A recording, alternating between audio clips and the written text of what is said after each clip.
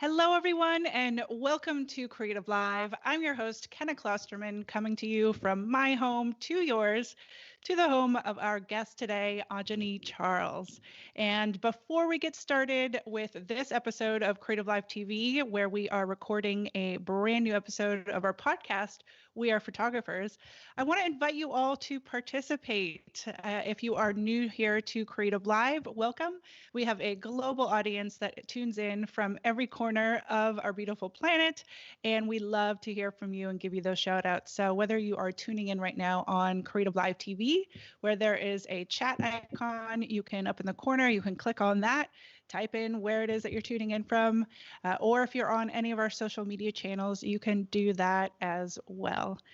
So let's get started. I am super excited, like I said, to bring on the show today Ajani Charles. Ajani is a photographer, a director, a producer, a mental health advocate, and he is a Canon Canada ambassador. He's based in Toronto. Ajani has just done so many amazing things in his career and continues to, and I'm thrilled to start to speak about some of those and share a lot of the things that he's done. But just to give you some highlights, he's the founder of The Visionaries, which is a Toronto-based photography and cinematography nonprofit and educational programming that mentors youth. He created a photographic documentary called Project T. which is a visual chronicle of the city Toronto's hip hop culture. He has worked with incredible clients spanning from H&M, UMG, Christian Dior, the Calm app, which is definitely something I want to talk to. His work has been featured in publications such as Complex, Jay-Z's Life and Times, and Vogue. He has worked with many icons, including Ariana Huffington, Drake, Wu-Tang Clan, Spike Lee, Director X, and so much more. So please help me welcome Ajani Charles here to Creative Live. Ajani, thank you so much for coming on the show. Yeah, thanks for having me. That intro was so great that I think we can end this right now. I don't need to say anything. I had to leave off a lot of that, Ajani, as well. So it truly is, I was first introduced to you via our CEO, Chase Jarvis, and his wife, Kate, and just even sort of reading everything that you do and have accomplished and, such backstories as well that we'll get into. I'm just really excited to bring you onto the show and again, we're to talk about not just your life and your path, but also the mindfulness tools and how creativity is related to mindfulness and how you've used mindfulness with regard to career, the arts, and life in general. So I was thinking we could just start, Johnny, by what does mindfulness mean to you? Because a lot of people may not even be super familiar with what that term even really means.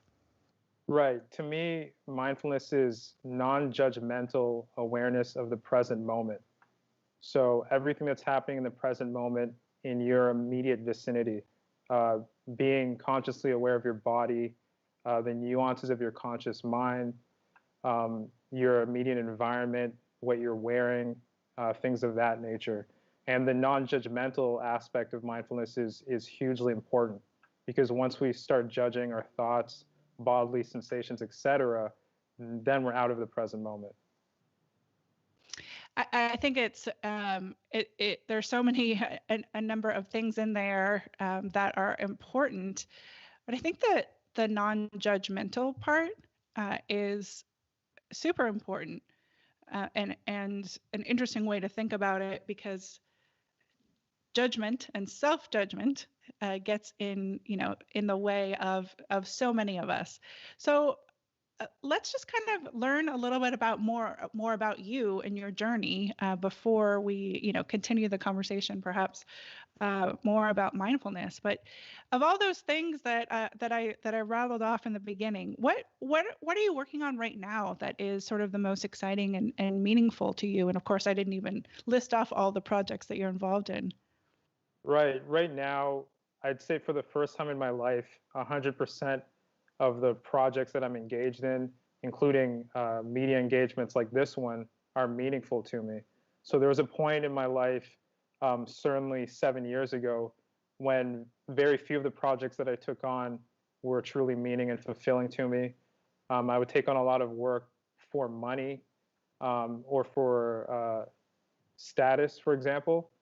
But now, everything that I take on, everything that I'm involved in currently is in alignment with my life's purpose, my values, my short-term goals, my long-term goals. And it took a long time to get to that place. It took a lot of trial and error, a lot of failure, if you want to interpret certain events from that paradigm. Um, and yeah, I have a lot of projects on the go. Project Healthy Minds is an American project. They're a new nonprofit that was debuted on the Today Show with Carson Daly, I believe, in October. So Project Healthy Minds aims to mitigate or reduce the stigma associated with mental health and mental illness in the United States and elsewhere, while providing millennials especially with as many mental health resources as possible. And today we released a comprehensive survey on millennial mental health in the United States, which I can share with you and the CreativeLive audience after the show. Um, as of September, I became an ambassador for Canon Canada, which is why I'm wearing this jacket. I've been shooting with Canon products since I was 12 years old, so it means so much to me to represent this brand. I've never purchased any photography equipment that wasn't made by Canon. I absolutely love their products. The new EOS R system is incredible. So very grateful to be working with them and engaging in a variety of projects under that umbrella. Operation Prefrontal Cortex is one of the projects I've been investing a lot of time into since 2019. That was co-founded by my colleague and mentor, Julian Christian Lutz. He's professionally known as Director X. In Canada, he's the most prolific music video director. There's him and everyone else. And what happened in 2014 or 15, I believe, he was shot at his own New Year's Eve party. Basically, someone at his New Year's Eve party was shot in the back, and the bullet went through that individual and hit him. So when he was able to transcend the trauma of that event, he began doing research on what would cause someone to be so angry and reactive that they would bring a firearm to a party and discharge it in a public forum. And he found out that it comes down to childhood trauma and an imbalance of neurochemistry in the brain, which basically results in the amygdala, the fight-flight system in the brain, being overactive, and the prefrontal cortex, which is in charge of executive functioning and planning and rational thought and decision making and conversations like this, that becomes smaller. So a lot of violent individuals, or rather most violent individuals, have an amygdala that is too overactive, too dominant, whereas the prefrontal cortex is not active enough.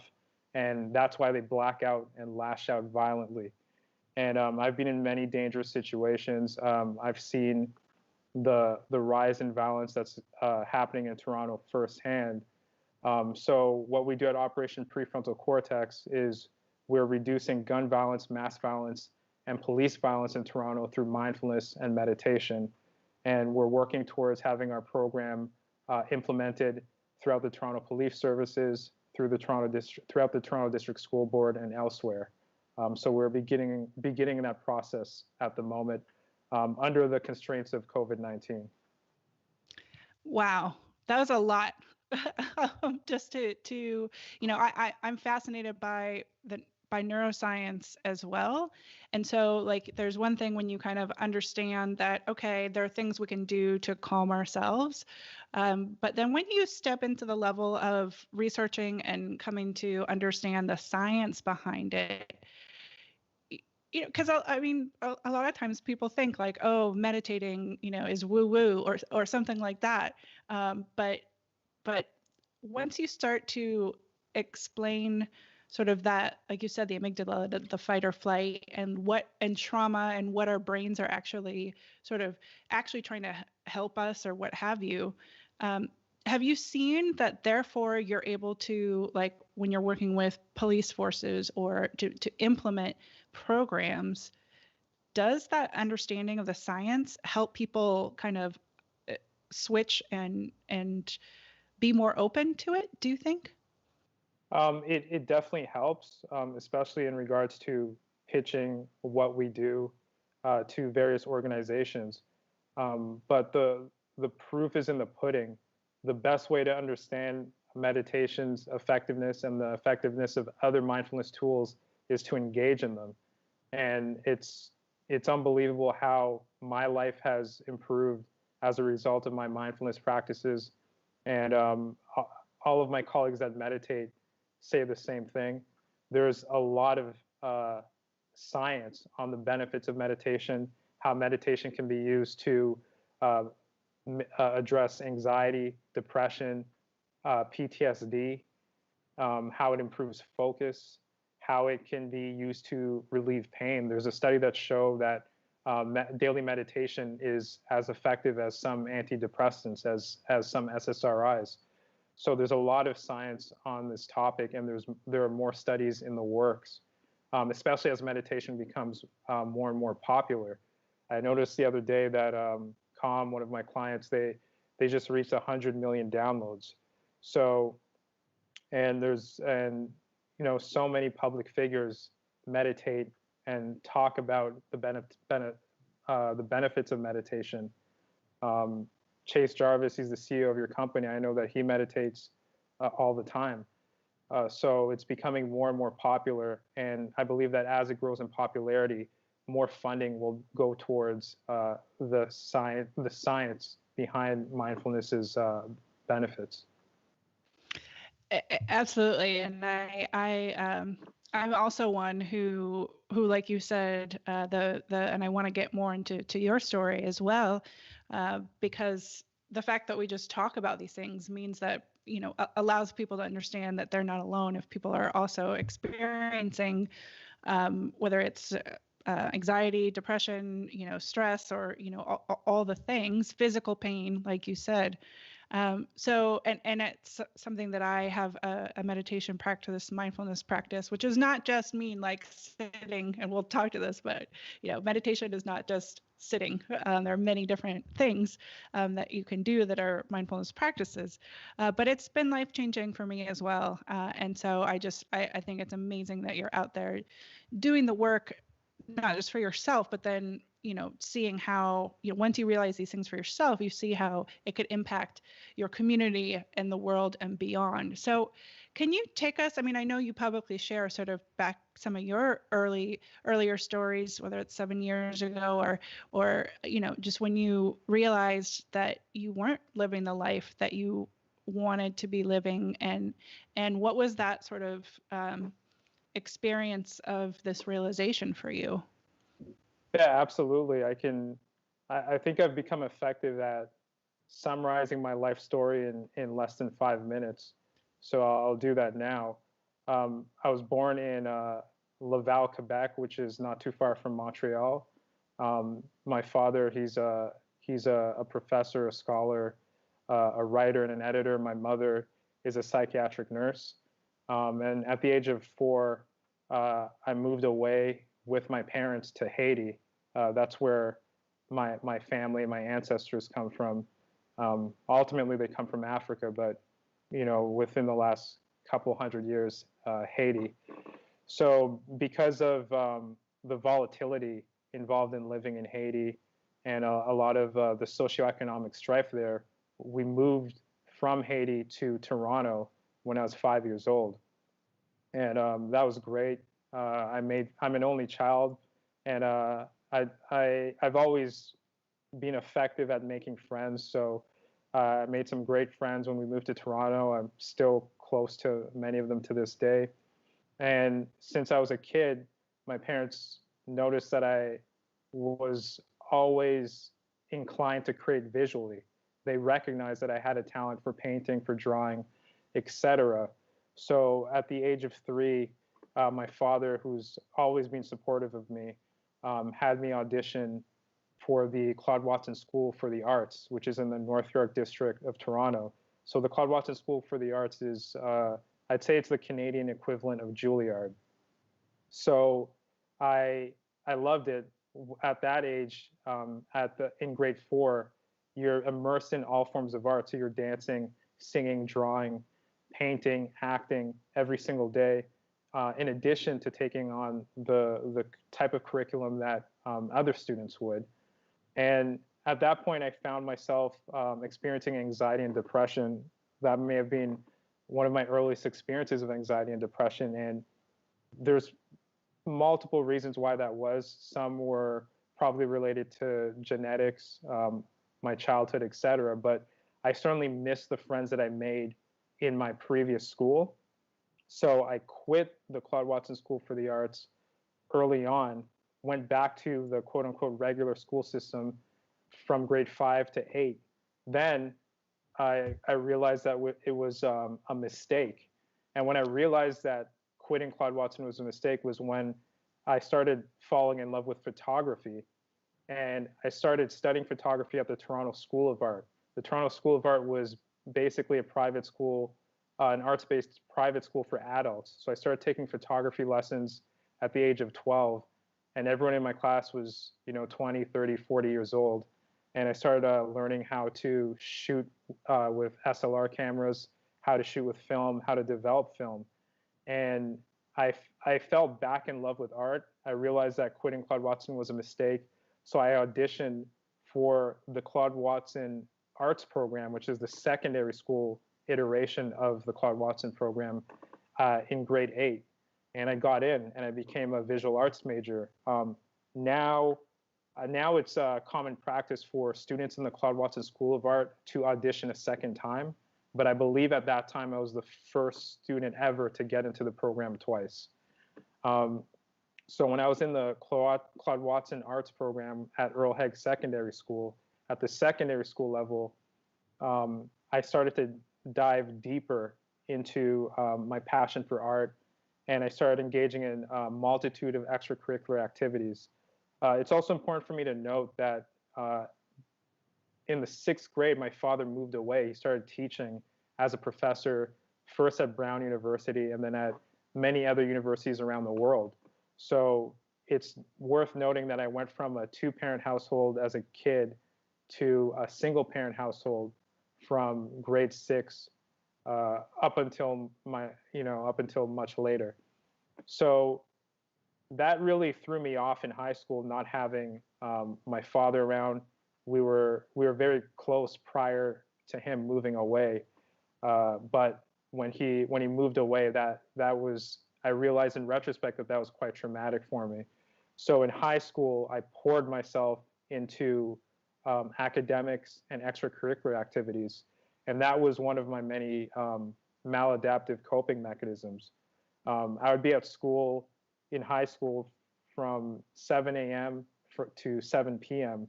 I was on the basketball team, the rugby team, student council, countless clubs. And I was just coping with anxiety, depression, fear, and uncertainty in these ways that were socially acceptable, but harmful to me in the long run. And I was immersed in the arts, and then by the end of high school, I got into numerous schools in the United States and in Canada for photography specifically. But I had an existential crisis, one of my first ones at that point. I wasn't sure if it was possible for me to become a professional artist. I wasn't sure if photography was for me. So at the last minute before university began, I decided to attend the University of Western Ontario, now known as Western University, to study philosophy, because I believe that philosophy would help me find my way in life, would help me clarify my career path and make sense of the world. You don't know anything as a teenager. I don't know anything now, but it's even more, the ignorance is amplified when you're a teenager. So I attended the University of Western Ontario, and it was one of the most enlightening experiences of my life. I was so exhausted from the workaholism and perfectionism of high school that I mostly just partied for the majority of my university years. And it was good to take a break, but towards the end of university, I realized that I had to make a decision about what my career path would be. And fortunately, taking a course on existentialism taught me that the wisest thing that I could do would be to align all aspects of my life with what I'm most passionate about. And I realized that that was art. It was art all along. Throughout university, I was probably more depressed than I had ever been. And one of the reasons for that was because I was abstaining from the creation of art for the vast majority of university. I had taken a break from what I loved, which was much needed at first, but then it started to weigh me down. So then I decided to become a professional photographer at that point, which was a path that wasn't as clear cut as deciding to become a lawyer or a doctor. But I decided to go all in to do market research on photographers and filmmakers in Toronto to learn how to shoot digital SLR cameras because I had to make the switch from film to digital and to network because I knew that when I moved back to Toronto, if I wanted to become a professional photographer, I would have a lot of competition. And at that point, about 2 years after graduating, that's when I came across Chase Jarvis and numerous other people that I began studying online. I began reaching out to professional photographers and filmmakers in Toronto and studying under them, having my work critiqued.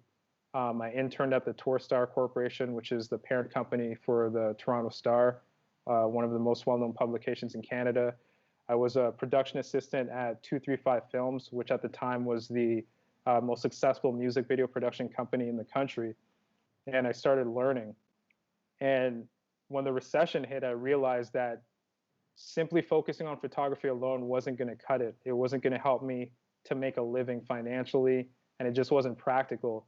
I realized at that point I needed to diversify my skill sets. So I created a production company at around 2012, producing video projects and things of that nature. And that was challenging because I didn't have a business partner. I lacked in many forms of knowledge. And a lot of my fears and insecurities were unprocessed at that point. I wasn't looking at myself, and I was still engaged in the perfectionism and workaholism that had plagued me in high school. So everything came to a head in 2014, including my partying, partying was like also going to nightclubs and things of that nature was also a maladaptive coping mechanism that I spent a lot of time engaged in. And in 2014, all of that came to a head. I realized that the way that I was operating my business was unfulfilling and painful. The partying that I was engaged in was unhealthy and unfulfilling and painful. All of my relationships were in disarray. I just felt terrible, and I lacked this sense of self. I didn't have a clearly defined life purpose. And psychologically I was falling apart, and that was another existential crisis that completely changed my life because I made a decision to begin understanding the nature of my suffering and how I engage in so many patterns within my relationships, within my business, within my career, within my artistic practice that caused me to suffer and that caused others to suffer. So I did a full stop. I had been seeing a psychotherapist since the age of 21, but at that point I decided to double my psychotherapy. I developed a journaling practice.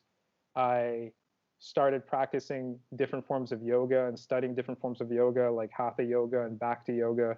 I started consuming every book that I could find on personal development, psychology, philosophy, etc. And then I realized that this is the preeminent problem of humanity: a lack of introspection, a lack of self-knowledge, a lack of self-acceptance. I realized that what I was experiencing wasn't unique; it was common. And it's at that point that I decided to become a mental health advocate, to start working with different mental health organizations like CALM, like the Center for Addiction and Mental Health, like Thrive Global, like Operation Prefrontal Cortex, Project Healthy Minds, etc. So that's when I added a new component to my career, helping people, helping young people especially, transcend their fears, insecurities, and mental illnesses. I realized that I could combine my skills as a visual artist, as a communicator, as a writer, as a speaker, in service of others, helping them transcend the things that were holding them back. So that's the short version of my life. Whew. Wow. I have so many thoughts and questions. First of all, I mean, thank you for sharing. And again, it comes back to a lot of people when we don't, like you talked about how it wasn't until a certain point that you realized that you weren't the only one suffering and feeling this way. And so it's even part of just knowing that you are not the only one is one thing, but then you're still sort of experiencing it. And that just the knowledge that others are doesn't necessarily like fully take away your suffering and pain. I'm curious. You talked about when you were sort of using coping mechanisms of like super productivity and and like you said, something that's it's socially acceptable to be a workaholic or trying to produce, and yet then it sounds like even when you started to dive in further to what you realized that you do love, the photography, the filmmaking, all of those things, that you were still producing a lot. So like how did you balance heading into now you're doing what you love, but it's still a lot. Right. I want to talk about spiritual bypass, which is basically using seemingly adaptive habits and tools like mindfulness tools, journaling, personal development in a way that leads you to avoid yourself. It's like a very elaborate form of self-avoidance. So this is a pattern that I've only started to break recently. And so the perfectionism and workaholism that I described to you, these are things that I've only just started to detangle recently, despite all of my mental health advocacy work, despite working with some of the most incredible mental health professionals. It's taken me at least 7 years to start to let go of that. And I can give you an example, a recent example of how this played out. I went to my yoga studio about 3 years ago, and I left a bag there, and I just came to pick it up. I wasn't going to a class, and one of my favorite teachers at the studio, I was going to her class every Sunday, 8:30 p.m. for 3 or 4 years. I would never miss that class unless I was traveling for business. I would never miss that class. And she looked at me and she said, "Are you coming to class today?" And I said, "No, I'm just picking up my bag." And she said, "I'm so proud of you," because I skipped her class. Like, we had talked about this pattern and she knew how hard it was for me to break it. And that was a very small example of me breaking that fear-based pattern of workaholism and perfectionism. So it can manifest in ways that are socially acceptable and that people applaud you for in public. But you can die from workaholism and perfectionism just like you can die from a drug addiction. I believe that. I mean, I often say that I'm a recovering perfectionist, but I'm still recovering um, because it is so deeply ingrained in your brain from childhood and all of these things that you talked about, that can take active awareness and practice and all of these things, and it can be often a lifetime. But I think that's really interesting, your story about how here you were going to yoga, which is a healthy thing to do, but that was still, there's some aspect of trying to be perfect at going to your yoga class, and so I guess I guess I'd love to hear what some of your actual practices are that you have found. I mean, I know different things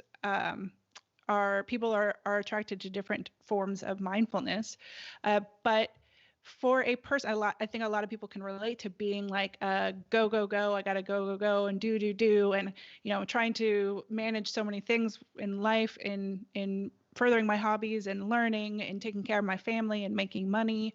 Um, what have you learned works for you? Right.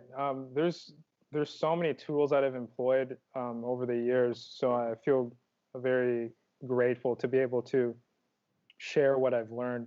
I'm by no means an expert, but one of the ways that I first got into mindfulness was through sensory deprivation, um, meditating in float chambers. So meditating, a friend of mine, he owned a float center. So that involves meditating in a pool of Epsom salt in a dark chamber with absolutely no light and no sound, with noise noise canceling headphones, so to speak. And there's no stimuli at all, and that helped me to get over my fear of being with myself, my fear of stillness, my fear of my inner monologue, and things of that nature. So in the beginning, floating an hour a week for months on end helped me get over my fear of meditation. Then I discovered the Calm app, and I started using that every single day. Initially, it was very hard to sit and to be with myself and to confront myself and my fears and insecurities on a daily basis. But as I progressed through the Calm app, and as I started developing a streak through the app, it's beautiful how it gamifies the process of meditation. I became more comfortable with the practice. Bullet journaling has been incredibly beneficial. My journal since 2014 is nearly 1,000 pages at this point. So really untangling different events in my life, traumas that I've experienced in childhood and in adulthood has helped me a great deal. I think journaling is one of the most profound practices that a human being can engage in. Um, like I said, different forms of hatha yoga, different forms of yoga like hatha yoga, bhakti yoga, etc. Um, Psychotherapy has completely changed my life for the better. A couple of years ago, my therapist, since I was 21, she referred me to a cognitive behavioral therapist. So I now have a CBT therapist, and he's completely changed my life for the better. Improved that type of psychotherapy has improved every aspect of my life, and has helped me to challenge intrusive thoughts, maladaptive beliefs, and patterns that are just not helpful to me and others. So that's been a huge benefit, a huge blessing in my life.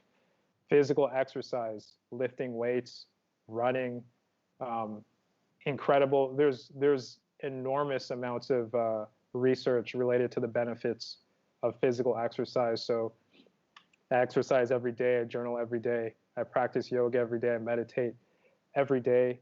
I use an app called MindDoc. It was previously called MoodPath, but MindDoc is a mood tracking app, and that has improved my life in many profound ways. It's improved my vocabulary of emotions. Um, when I was much younger, I just thought that human beings were either sad or angry, um, or nervous, maybe. But now I know that there's thousands of permutations in regards to emotions, and cultivating emotional intelligence has been hugely important for me. Another very important tool is changing who I associate with, my friends, my colleagues, my mentors, my clients. I'm far more discerning today than I've ever been in my life, and compound interest. I believe it applies to all aspects of human life. It's not just a concept that is relegated to the world of finance. So if you surround yourself with individuals that are engaged in personal development, um, want to cultivate as much peace in their lives as possible, have clearly defined life purposes, want to help others, are altruistic, are creative, and have similar goals and values as yourself, well, you're just going to become more of that. But prior to 2014, I was going in the opposite direction in many ways. So associating with the quote unquote right people has been one of the most beneficial tools that I've employed. I've never heard anybody talk about compound interest outside of, the financial world, and I really like that. So yeah, I'm going to noodle on that one for a bit. There's because I mean you're just laying out so many ways of approaching sort of the same, ultimate sort of challenge of, not of these, the negative self-talk, the not being the judgmental. If we go back to what mindfulness is, self-judgmental, the limiting thoughts, and all these things. But I mean, it's a full-time job. It is. And the reason that I engage in these practices on a daily basis, and the reason that I'm so vocal about these practices and about introspection and mindfulness and quote unquote self care is because I know what's on the other side of neglecting these tools. I've been there. I know how bad it can be. Friends have died. Colleagues have died. Uh, I was meters away from the worst terrorist attack in Toronto. So to neglect these practices, to not delve into one's consciousness, to not take care of oneself, can lead to chaos. And not the type of chaos that we can't control, but the type of chaos that is truly avoidable. So that's why I engage in these practices, and that's why I encourage others to get to know themselves better and to take care of themselves. And quite frankly, in the 21st century, this is probably the worst year to not engage in any of these practices. The pandemic has been so profoundly stressful on the vast majority of people. It's unbelievable. I mean, it really is. We're recording this in, January 2021, and coming up on a year since many of us went into um, stay at home, or just till since everything changed, and everything always changes. But this has been obviously, like you said, I think there's so many levels of stress that we don't even understand that we're in, and trauma and all these things, because you're in it. And so I think we've all had to become sort of this flexibility in and learning new ways to cope in the unknown. And I know we were talking earlier about how we had to reschedule this live event because I lost power in the whole island. In fact, 300,000 people in the Pacific Northwest lost power the morning that we were going to do this live. Uh, what I mean, how what is sort of the awareness that there's chaos, and yet we always have to like navigate that. How have you approached that? Yeah, the only constant is change is a quote that I reflect on often. Um, and due to my childhood and the coping mechanisms that I engaged in, I haven't been effective at dealing with the unknown, dealing with uncertainty, dealing with chaos.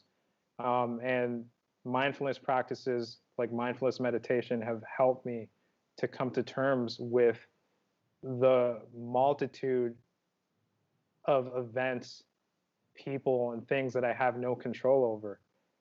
Stoicism, which is a philosophy that was developed in ancient Greece and ancient Rome, has helped me a lot as well. A core tenet of Stoicism is focusing all of your time and energy on living in accordance with nature and focusing on what you can control and letting go of everything else, which is often easier said than done.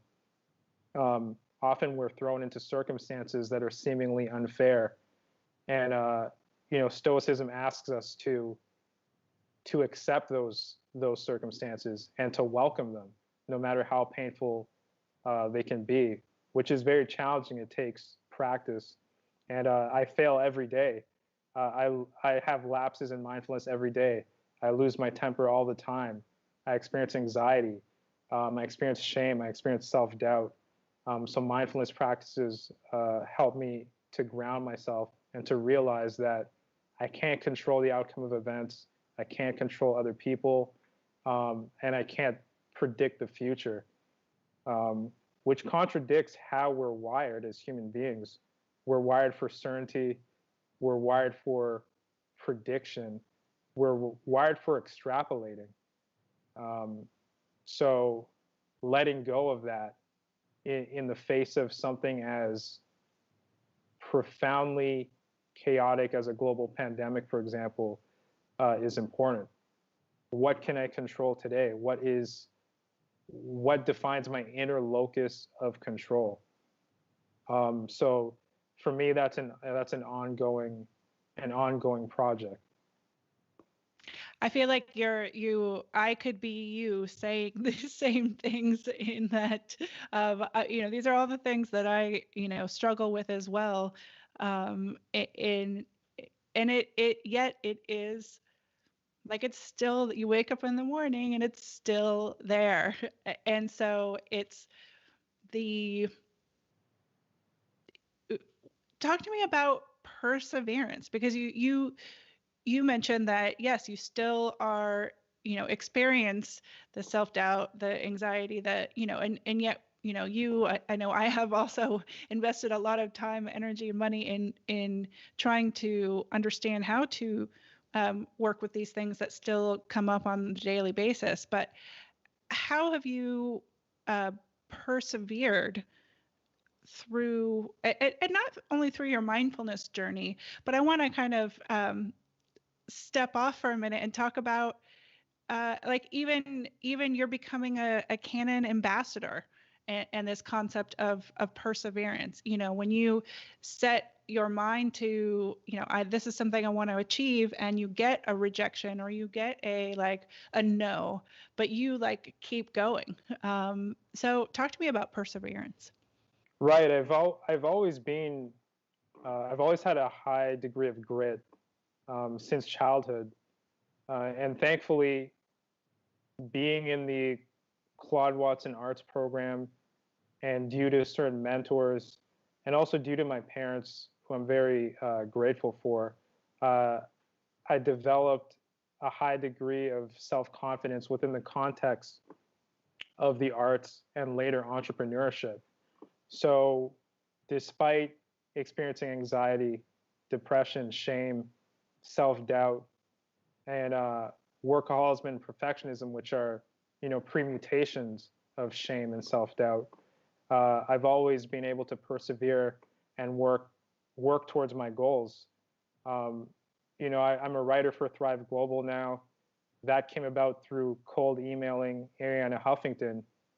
She didn't respond to any of my emails for 3 or 4 months, and I kept sending them until I sent one that resonated with her, and then I started writing for the Thrive Global platform, which coincidentally is, I believe, the leading platform for mitigating the burnout epidemic that many people are a part of. In much the same way, I signed a contract with a 2-year contract with Canon Canada in September, and I'm so grateful to represent this brand. It's an amazing company. The executives at Canon that I'm dealing with are incredible people. So I signed this contract in 2020. I first cold emailed Canon in 2008. So I was basically calling and emailing Canon Canada for 12 years. And initially, it was just grit, brute force, so to speak. But after the existential crisis I experienced in 2014, it became more of a manifestation of mindfulness, of understanding that this company is meaningful to me. I can bring value to them.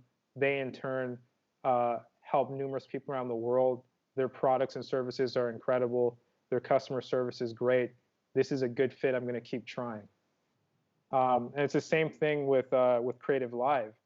If Kate Jarvis didn't respond to me, I'd email her 2021, 2022. I would keep emailing and calling her until you and I would get on a call like this. And here we are. And here we are. So I think a lot of creatives, because they're not engaging in introspection and mindfulness, and because they have all these fears and insecurities running the show from the vantage point of their subconscious minds, they don't persevere. They send an email, they get no response, or they get a no, and then that's the end of it. They get rejected 10 times in a month, and that's the end of it. And to engage in any creative venture, to be an entrepreneur, to be an artist, I believe that perseverance is incredibly important. However, based on the subject matters that we're discussing today, resting is also incredibly important. Resting, self-reflection, play, hugely important. So work hard, persevere, never give up on your goals if they're viable goals, but also take breaks and sleep, or you'll end up burning out, as I have thousands of times. I think that is a beautiful message, and I love the word not just rest, but play, because we can get I find myself getting so serious and getting just really, which is is aligned with the anxiety and stress and and so where does and as adults we don't necessarily allow ourselves this concept of play as much anymore because we're so focused on other things. But how have you, what does that mean for you? Yeah, at this point for me, play is just spontaneity.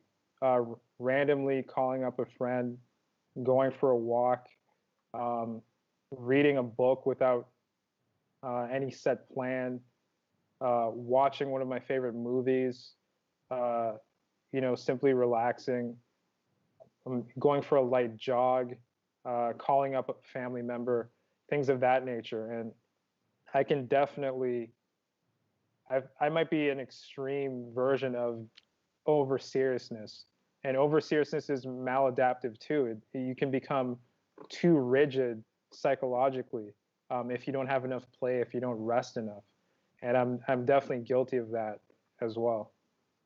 All right, give me your best laugh. Is this good? That's good. That's good. Cool. um, I I I really appreciate, just again, like sharing these stories allows other people to, I mean, I feel like a broken record, but to know that we're not alone, which, comes back around to all of this important work that you're doing, not just for yourself, but then for other people. I want to continue to sort of talk about this intersect of creativity and mindfulness. And Yeah, sure. and sort of how, I mean, obviously you've done a lot of studying of the brain and all of that, but how you have seen manifest in your own life, your creative journey. Right.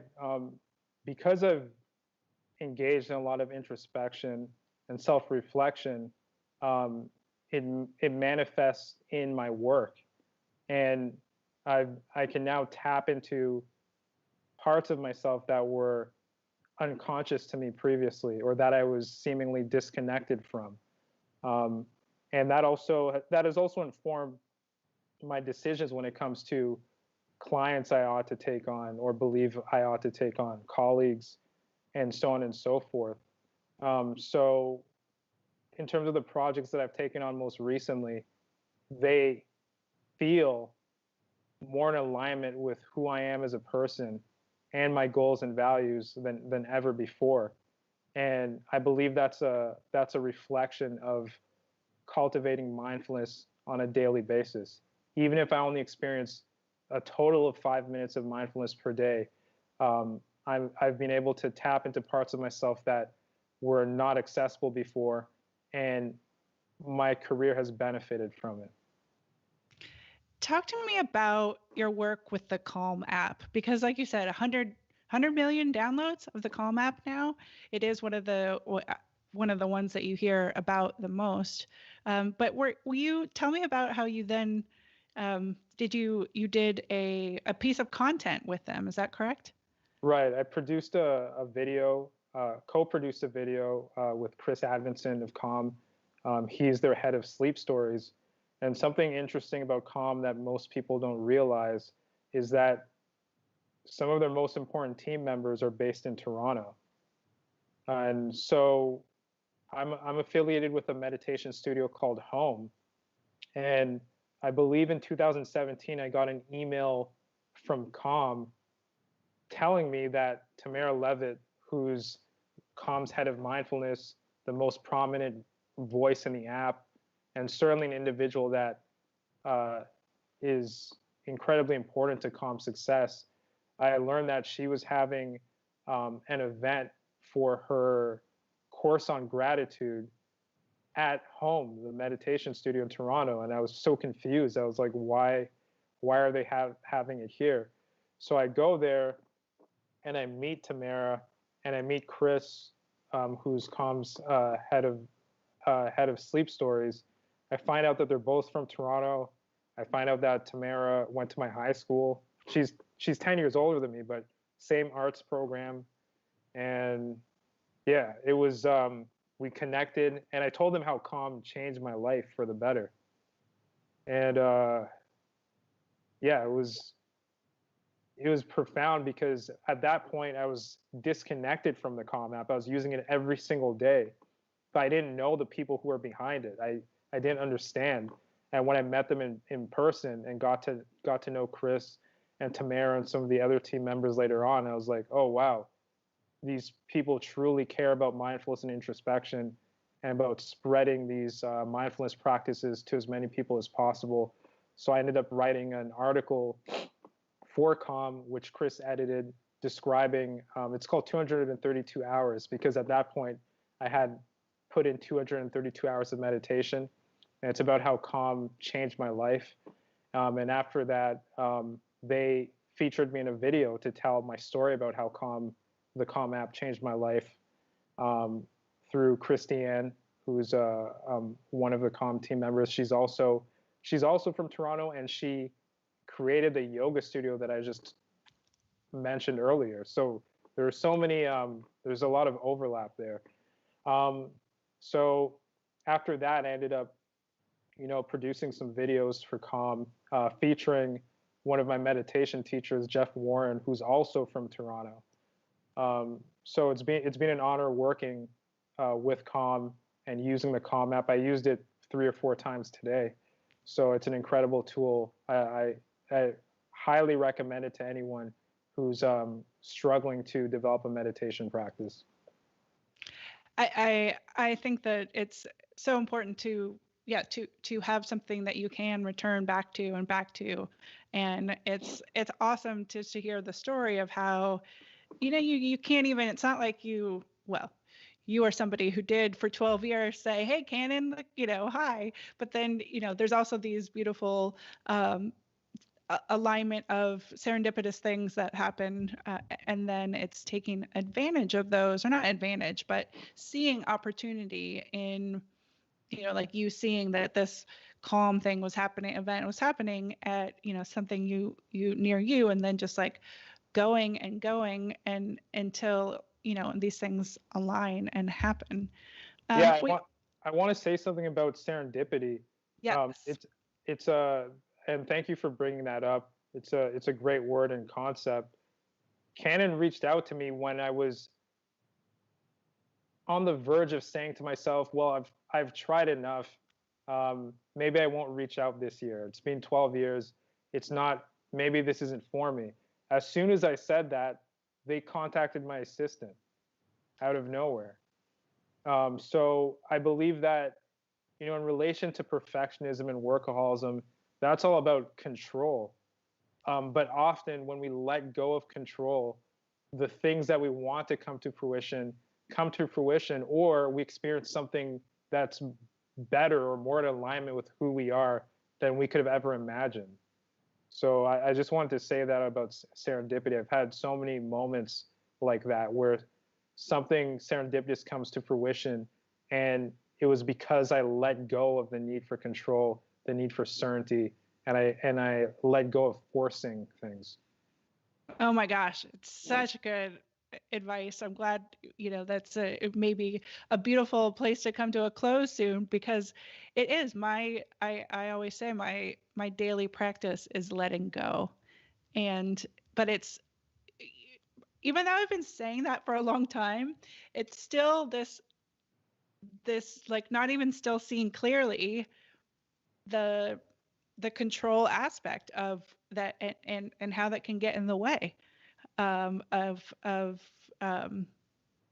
yeah, just of that, you're not even seeing the state that you're in, or what have you. But I didn't realize that with the can in Canada, that it was when you finally kind of let go of trying to control it, that's when they got a hold of Carla, of of you. That's pretty Yeah, cool. yeah, And important life lesson too. right. But I wouldn't have been on their radar had I not planted those seeds over the years. So I think where people may get serendipity wrong is associating it with a lack of work or a lack of preparation. You have to meet the universe halfway. So I let go, but I was prepared. You know, I was prepared to work with Canon. I was prepared to work with Calm. Um, but the letting go is what led these relationships to come to fruition. Do you believe in the word luck? Yes, I believe. I think luck can be synonymous with serendipity, and a lot of my quote unquote success has to do with luck. At this point, I can say that because I know that what I perceive to be the external world or the material world is so vast and so complicated that I have little to no control over it. The pandemic is a perfect example of that. So when certain things come into my life that are beneficial or that are in alignment with my goals and values, that can't be all me. I'm not the only actor involved. Absolutely. And it's so inspiring to hear your story. And I mean, we barely even talked about photography, which is often the case here on this Oh, right. podcast. Yeah, photography, All right. cameras. Right. I mean, it's a piece of the puzzle, and often we don't talk photography here on this podcast. If you're a regular listener, you know that. Yeah, But we talk. Go ahead. yeah, the thing is, and I apologize for interrupting, is if you're a passionate photographer or artist, um, whether you're a professional or not, you're going to figure out the technical nuances of what you do.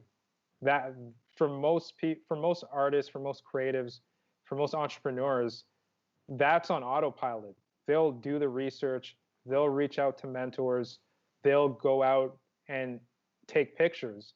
But it's the psychological nuances of one's mind that most people neglect. And that's where creatives and people in general can get into all types of trouble. Um, you can be the best photographer in the world and have all types of lofty goals, but if you subconsciously believe that you're not worthy of those goals or that they're beyond you, you'll never reach them. So the technical aspects of your craft, the skill sets and things like that, they're important. But if you neglect your mind, many of the things that you want to have come to fruition won't. I agree with you 100%. Mr. Wilson is, as I'm looking at these comments coming through, says 100%. Connor Doherty says, fantastic info and perspective. Really enjoying this chat. Kate says, so true, with a heart. This Cool. has been really awesome, Ajani. I really appreciate your coming on the show. It finally happened despite the things that happened to conspire against us previously. But again, another lesson in when things happen, letting go, and as they happen when they're supposed to happen. You're involved in so many things, but I know, let's tell people where they can find you, follow you, and kind of see all the links to all the projects that you are involved in and have talked about. And of course, we'll include a number of links in the show notes as well. Right. Yeah, my social media handle is at Ajani Photo, at AJANIPHOTO. On LinkedIn, you can look me up under Ajani Charles. And I promote all of the projects that I'm involved in through my social media. My website is www.ajani.ca, ajani.ca. So all of my current and future projects will be shared through those platforms. And I'm so grateful for this conversation, for you, for Creative Live, and for everyone involved. Thank you so much for having me. This has been a great honor. Well, thank you, Ajani, again, and on behalf of everybody tuning in and following, as Connor said, while you're not talking photography, what you're talking about is very valuable to any creative field, and I agree 100%, which was why I was so excited to have you on, Ajani. So thank you again. Thanks to everybody who's tuned in. Of course, this is a live recording of our podcast, We Are Photographers. You can be sure to subscribe, rate, and review the podcast wherever it is that you do get your favorite podcasts. And of course, you can find all of that here on creativelive.com/podcast. We have over 100 episodes talking to amazing people who are leading amazing creative lives like Ajani Charles. So once again, thank you, Ajani. Everybody else, check out the upcoming schedule on Creative Live TV, and we will see you next time. Thanks again. Bye, everyone.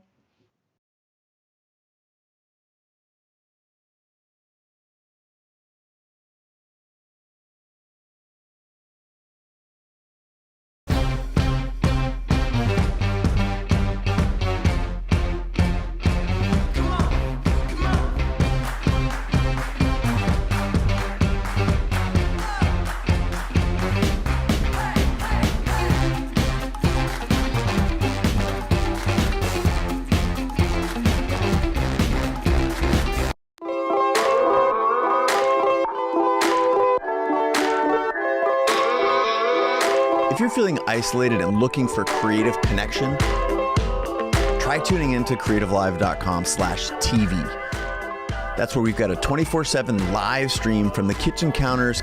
I can do that backlit shot that I really like to do. From the studios and living rooms of many of the world's top creators, where we're doing musical performances, Q&As, cooking shows, virtual book tour events, drawing, spoken word poetry, and more. Life passed me by waiting for an invitation when the world is greater than my nation or my occupation. Be someone you've never been. You feel all that adrenaline, it's medicine.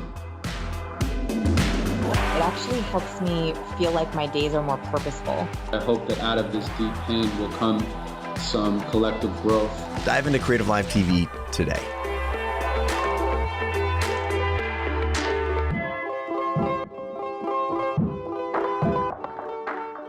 Hey guys, what's up? It's Chase Jarvis, founder and CEO of Creative Live. You all know that we have more than 2,000 classes and more than 10,000 hours of learning, inspirational, and motivational content on the platform. I'm super excited to announce a new experience on Creative Live. It's called Fast Class.